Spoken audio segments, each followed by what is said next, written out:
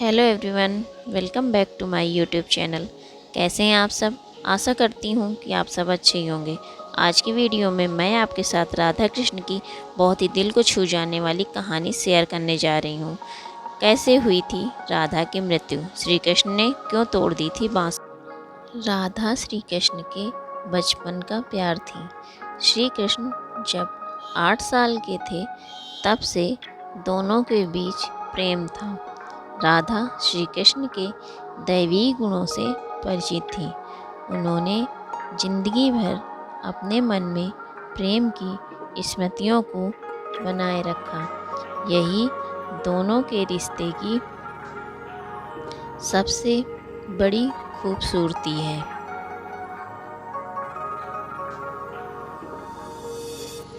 कहानी को शुरू करने से पहले आपसे एक रिक्वेस्ट है, अगर अभी तक आपने मेरे चैनल को सब्सक्राइब नहीं किया है तो प्लीज़ मेरे चैनल को सब्सक्राइब करिए, मेरे वीडियो को लाइक करिए और मुझे ज़्यादा से ज़्यादा सपोर्ट करिए।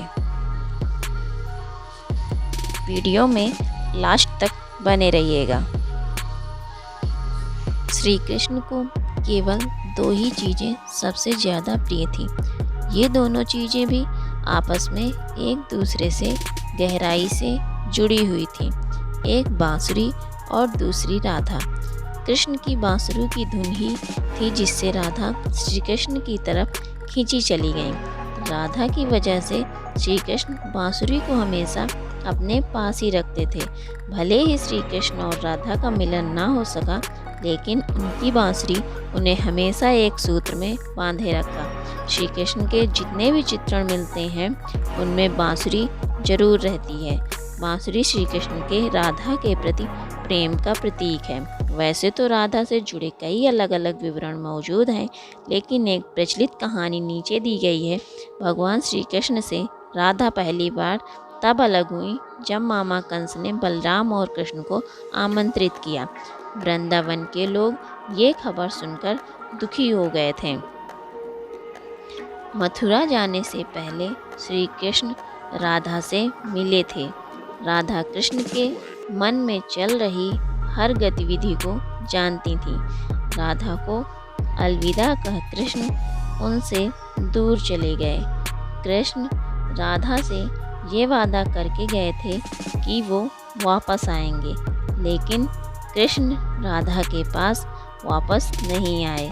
उनकी शादी भी रुक्मिणी से हो गई। रुक्मिणी ने भी श्री कृष्ण को पाने के लिए बहुत जतन किए थे। श्री कृष्ण से विवाह के लिए वो अपने भाई रुक्मी के खिलाफ चली गईं। रुक्मी ने श्री कृष्ण को एक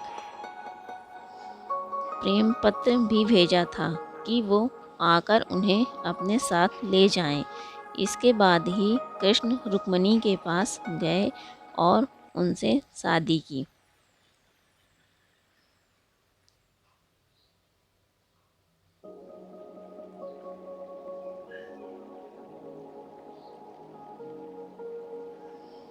कृष्ण के वृंदावन छोड़ने के बाद से ही राधा का वर्णन बहुत कम हो गया।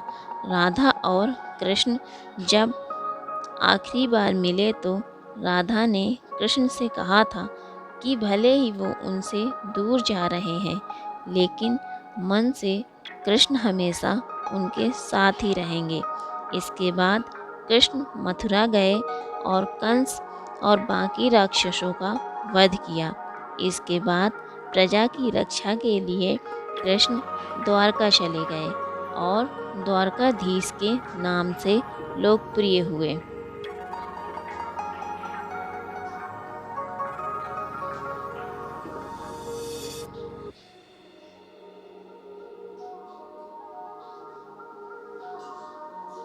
जब कृष्ण वृंदावन से निकल गए तब राधा की जिंदगी ने अलग ही मोड़ ले लिया था। राधा की शादी एक यादव से हो गई। राधा ने अपने दाम्पत्य जीवन की सारी रस्में निभाई और बूढ़ी हुई, लेकिन उनका मन तब भी कृष्ण के लिए समर्पित था। राधा ने पत्नी के तौर पर अपने सारे कर्तव्य पूरे किए।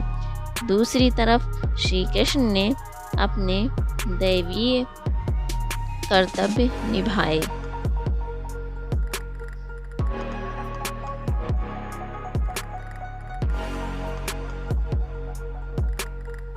सारे कर्तव्यों से मुक्त होने के बाद राधा आखिरी बार अपने प्रियतम कृष्ण से मिलने गईं। जब वो द्वारिका पहुंची तो उन्होंने कृष्ण की रुक्मिणी और सत्यभामा से विवाह के बारे में सुना, लेकिन वो दुखी नहीं हुई।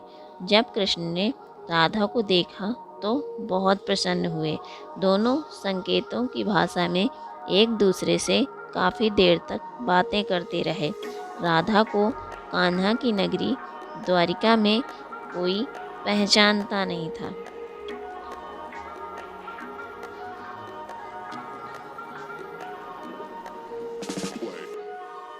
राधा के अनुरोध पर कृष्ण ने उन्हें महल में एक देविका के रूप में नियुक्त किया।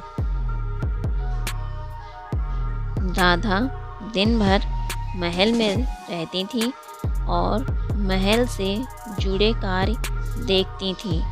मौका मिलते ही वो कृष्ण के दर्शन कर लेती थी, लेकिन महल में राधा ने श्री कृष्ण के साथ पहले की तरह का आध्यात्मिक जुड़ाव महसूस नहीं कर पा रही थी।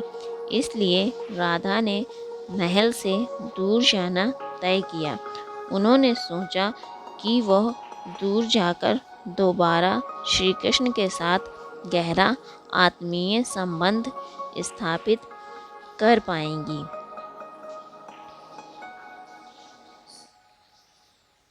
उन्हें नहीं पता था कि वह कहाँ जा रही हैं, लेकिन भगवान श्री कृष्ण जानते थे। धीरे धीरे समय बीता और राधा बिल्कुल अकेली और कमज़ोर हो गई। उस वक्त उन्हें भगवान श्री कृष्ण की आवश्यकता पड़ी। आखिरी समय में भगवान श्री कृष्ण उनके सामने आ गए। कृष्ण ने राधा से कहा कि वो उनसे कुछ मांगे, लेकिन राधा ने मना कर दिया। कृष्ण के दोबारा अनुरोध करने पर राधा ने कहा कि वह आखिरी बार उन्हें बांसुरी बजाते देखना चाहती हैं। श्री कृष्ण ने बांसुरी ली और बेहद सुरीली धुन में बजाने लगे। श्री कृष्ण ने दिन रात बांसुरी बजाई, जब तक राधा आध्यात्मिक रूप से कृष्ण में विलीन नहीं हो गई। बांसुरी की धुन सुनते सुनते राधा ने अपने शरीर का त्याग कर दिया।